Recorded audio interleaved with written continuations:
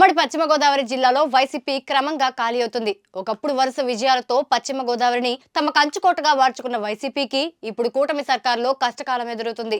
ఒకప్పుడు వైసీపీలో చక్రం తిప్పిన నేతలంతా వరుసగా ఇప్పుడు టీడీపీలోకి వెళ్లిపోతున్నారు. ఇందుకు ఎవరికి తగ్గ కారణాలు వారు వెతుక్కుంటున్నారు.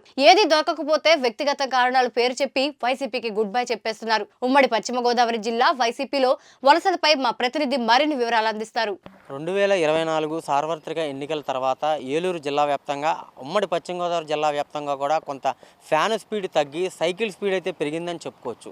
ఎందుకంటే రాజకీయ సమీకరణలన్నీ రోజు రోజుకి మారిపోతున్నాయి. 2024లో కూటమి ప్రభుత్వం ఏర్పడిన తర్వాత ఉమ్మడి పశ్చిమ గోదావరి జిల్లా వ్యాప్తంగా కూడా 15 నియోజకవర్గాలు కూడా టీడీపీ అయితే జనసేన కైవసం చేసుకుంది.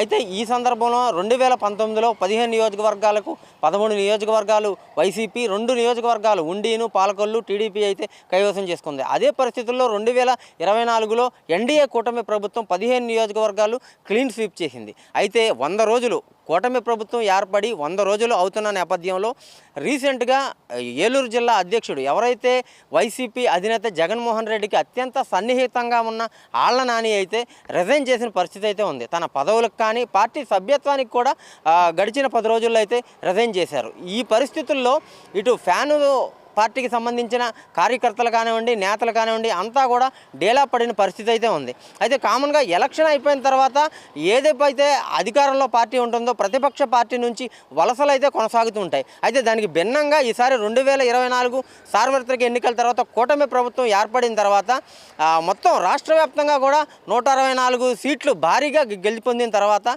వైసీపీ పార్టీ నుంచి చాలామంది అయితే అంటే ఇటు ప్రతిపక్ష హోదాను కూడా కోల్పోయిందంటూ ప్రచారాన్ని చేస్తూ ఇటు ఈ వైసీపీ పార్టీ నుంచి ప్రతిపక్ష పార్టీ నుంచి అధికార పక్ష పార్టీకి అయితే వలసలైతే చాలానే కొనసాగుతున్నాయి. ఈ క్రమంలోనే పశ్చిమ గోదావరి జిల్లా ఏలూరు జిల్లా అధ్యక్షుడిగా ఉన్న ఆళ్ల నాని రిజైన్ చేసిన తర్వాత ఆ స్థానంలో ఎవరిని కూర్చోబెట్టాలని అధినేత అయితే సుదీర్ఘ చర్చ చేసి కైకలూరు నియోజకవర్గానికి సంబంధించిన దూలం నాగేశ్వరరావును అయితే ఏలూరు జిల్లా అధ్యక్షుడిగా అయితే ఇక్కడైతే పెట్టిన పరిస్థితి ఉంది.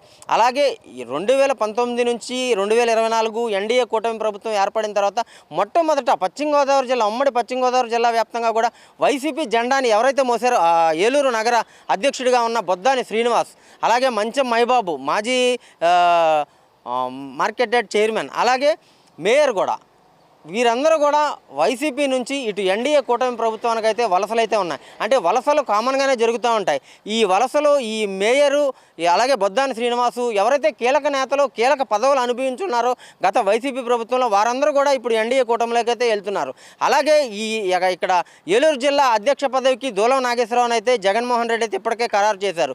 ఈ పరిస్థితుల్లో ప్రతిపక్షమే మార్పులు చేర్పులు చేస్తున్నారు. మేమేమి తక్కువ కాదంటూ అధికార పక్షం కూడా ఇటు ఏలూరు నియోజకవర్గంలో ఉమ్మడి పశ్చిమ గోదావరి జిల్లా ఉన్న పెద్దగా ఉన్న ఏలూరు కార్పొరేషన్ పీఠం అలాగే జడ్పీ చైర్పర్సన్ పీఠాన్ని కూడా తాము కైవసం చేసుకోవాలని ఇప్పటికైతే డేట్ని ఈ రోజున లోకేష్ సమక్షంలో అయితే ఇటు మేయర్ దంపతులు కానివ్వండి అలాగే గంటా ప్రసాద్ దంపతులు కానివ్వండి 29వ తారీఖున అయితే జాయిన్ అయ్యే పరిస్థితి ఉంది. అయితే ఈ వలసలన్నిటి మీద కూడా ఈ రోజున లోకేష్ సమస్యలో ఇంతకీ చంద్రబాబు నుంచి అయితే ఇప్పటికే మేయర్ షేక్ నూర్జహాన్ దంపతులు అయితే గ్రీన్ సిగ్నల్ వచ్చింది. అలాగే 29వ తారీఖున గంటా ప్రసాద్ దంపతులకు ఎవరైతే జడ్పీ చైర్పర్సన్గా ఉన్నారో వారైతే ఇంతకీ ఇప్పటికీ వీరికైతే క్లారిటీ లేదు జనసేనకు వెళ్ళాలో అలాగే టీడీపీలోకి వెళ్ళాలని. ఇప్పటికే టీడీపీ అధినేత చంద్రబాబు నాయుడు దగ్గర అయితే ఇప్పటికే వారు అయితే తీసుకున్న పరిస్థితి ఉంది. అయితే ఈ రోజున ఇక్కడ నుంచి బొద్దాని శ్రీనివాస్ అలాగే వైసీపీలో గత ప్రభుత్వంలో ఎవరైతే కీలక పదవులను ఆశించి కీలక పదవులను ఎవరైతే చేశారో వారందరూ కూడా ఇవాళ విజయవాడ అమరావతిలో చంద్రబాబు సమక్షంలో అలాగే లోకేష్ సమక్షంలో అయితే ఇవాళ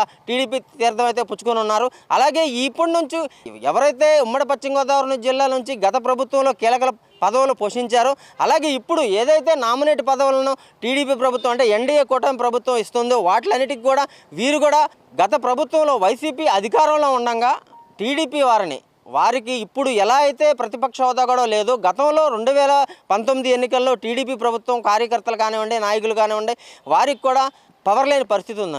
అయితే 2019లో వైఎస్ఆర్సీపీ ప్రభుత్వం వచ్చిన తర్వాత ఇటు టీడీపీ కార్యకర్తలు కానివ్వండి నాయకులు కానివ్వండి వైసీపీ ప్రభుత్వ నాయకులు అధికారులు ఎవరైనా సరే చాలా ఇబ్బంది పెట్టిన పరిస్థితులు ఉన్నాయి.